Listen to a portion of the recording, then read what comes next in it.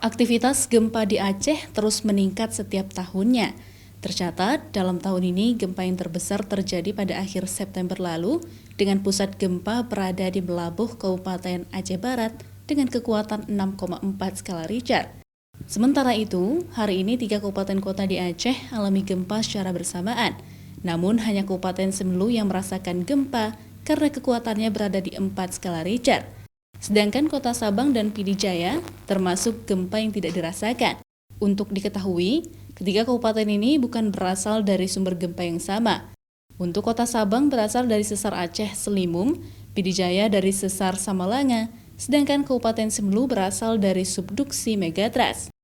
Jika dibandingkan bulan sebelumnya, aktivitas gempa bulan ini meningkat.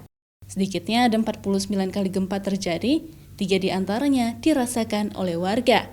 Sementara itu, total aktivitas gempa yang terjadi di Aceh sejak Januari hingga sekarang sebanyak 867 kali, 31 diantaranya dirasakan oleh warga. Gempa tersebut tidak signifikan, hanya ada laporan beberapa orang saja yang merasakan, artinya tidak sampai merusak. Kemudian disusul gempa di Pidi Jaya.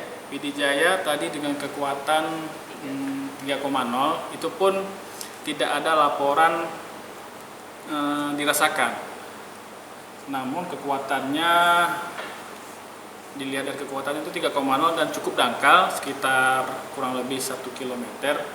Meski aktivitas gempa terus meningkat, namun tidak membuat kerusakan bangunan ataupun korban jiwa. Warga tetap diminta untuk waspada dan jangan termakan isu hoaks tentang informasi gempa maupun tsunami yang beredar di sosial media. Nova Misayanti, Kompas TV, Banda Aceh.